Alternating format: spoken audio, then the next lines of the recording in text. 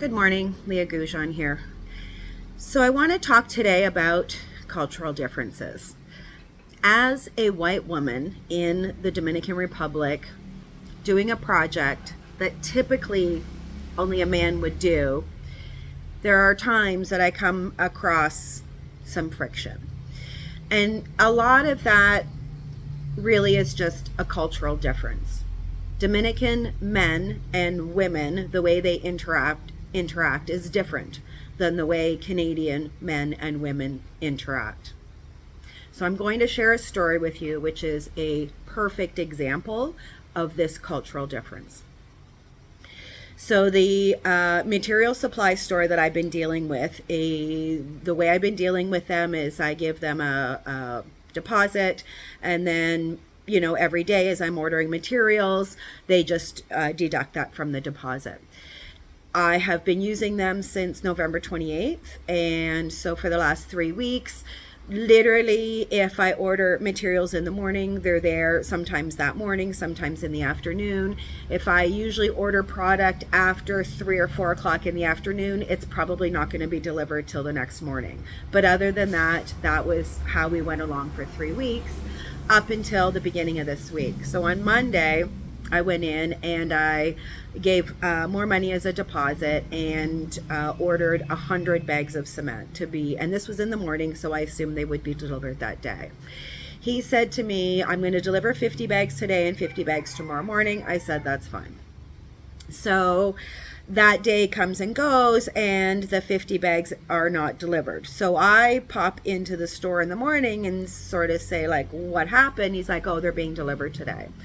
So 50 bags of cement is delivered that morning, but the other 50 are not. So the next day rolls around, I go in to say, okay, I need the other, because the construction crew is using about 50 bags of cement a day. So at this point in time, I now need cement. This is day 2. And so I go in and I say, like, where's my cement? Oh, okay, it's being delivered today. And it's not just a matter of going in and saying, where's my cement?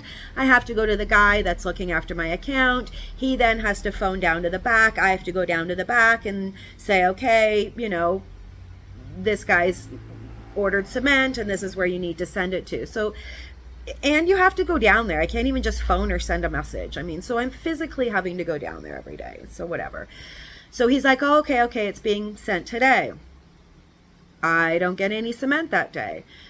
So the next day, the contractor, he's now, okay, Leah, we've stopped working now since yesterday afternoon. It's now the next morning. It's 9:30. There's no cement here. What's going on?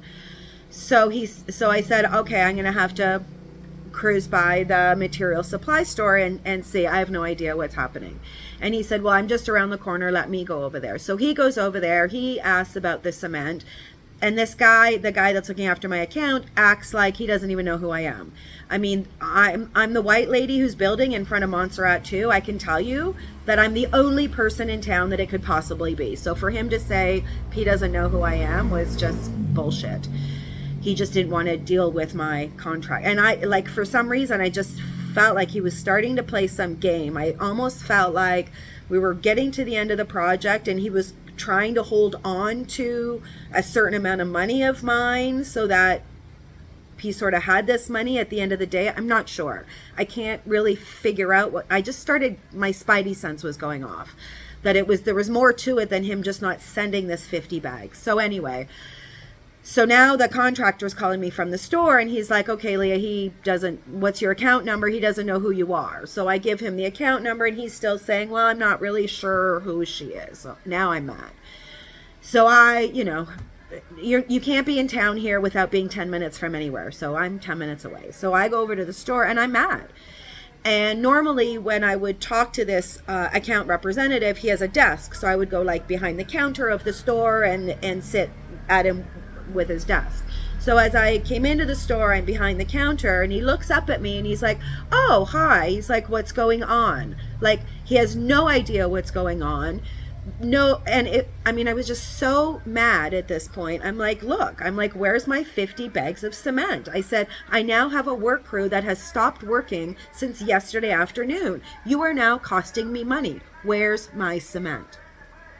And because he was probably 30 feet away from me at that point, I'm going to say I wasn't yelling, but I wasn't speaking quietly either. I was definitely had a raised voice.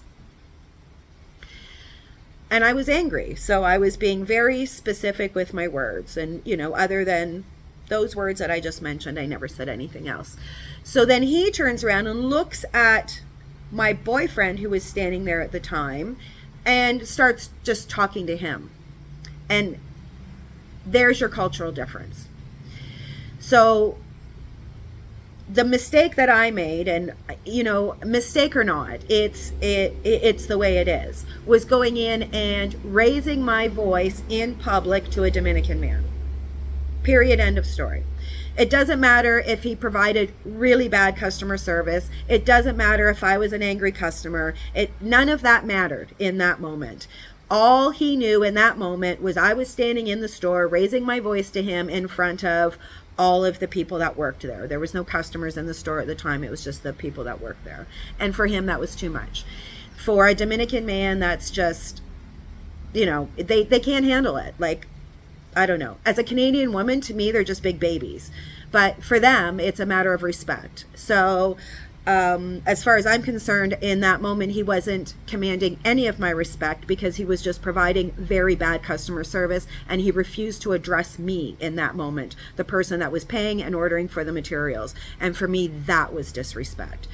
So he didn't understand that he was disrespecting me, and I felt that I was not disrespecting him. So there's the cultural difference. So his response is not to turn around and say, oh, I'm so sorry, this is what happened, I'll get your cement to you. His response is, fine, I'm going to close your account, you can no longer buy stuff here. And I wasn't surprised. That it didn't shock me because I know enough about the Dominican culture that I knew in that moment that I was doing something that was embarrassing him. And that was his reaction. And for me, it's fine. If you don't want my business, I'm building a very small project right now, which is the lead up to a very big project. My money is as good as anybody else's. I may not have a ball sack and a dick, but I can tell you that my money is just as good as anybody else's. And if you don't want to respect women, then that's your problem. And your store is going to lose because of it. So I went over to his desk, I sat down, I said, fine, give me the money that's owing to me. He had no idea how much that was. He said, let me see your book. I showed it to him. He gave me the cash. As I put the cash in my wallet, at one moment, he turned around to my boyfriend and he said, you need to come and sit down with her and see that what we're doing here. And my boyfriend's reaction to that after the fact was, oh, Leah, he had respect for me. He had respect for me to be part of that situation. And what I pointed out to him was, I said, yes, but in that moment of him giving you respect, he gave me disrespect. Because in that moment, what he was saying was, she's not important. You are more important. You are the person that needs to see what's going on here because she's just a woman. She's a fucking clueless woman who is just emotional and doesn't really know what she's doing. So, hence the cultural difference. So here I am feeling disrespected. Here he is feeling disrespected. The only person feeling respected in that moment is the boyfriend. And I can tell you, when I took that money out of his hands and put it in my wallet and put my wallet in my purse and stood up and walked away, his eyes got bigger. And I'm almost 1,000,000% positive in that moment he thought that I would have said, okay, I'm sorry, I shouldn't have reacted that way. Let's carry on. But I'm not going to. It's bad customer service. And then I was disrespected. So I can't continue to deal with somebody like that. I'm going to take some responsibility for what happened because as a person living in this country for 7 years, I should have known better. I should have known not to go into the store and raise my voice to him in front of other people. But on the other hand, as someone who works in an environment of customer service, if I had been a man and had walked into that store and done the exact same thing, I can tell you his reaction would not have been the same. His reaction would have been to argue back. His reaction would have been to have some big discussion, and there would have been some solution at the end of it. But because I embarrassed him, because I touched his manhood, in his opinion, his reaction was to just get rid of me as fast as he could. So anyway, God works in mysterious ways, because that pushed me to now have to go out and find other resources. And within 30 minutes, so the other thing that had happened 3 days before that is the price of cement had literally gone up by 9.8%, one bag. I hadn't purchased anything yet at the new price, which is one of the reasons why I felt like maybe he was pushing off this shipment, because then he would have billed me at the new price. I'm not sure. But anyway, I ended up finding the cement at the old price. So I have a new supplier. My material has not gone up by 9.8%. And I'm now dealing with somebody who I think can actually provide customer service. So, I don't know what the lesson in this is.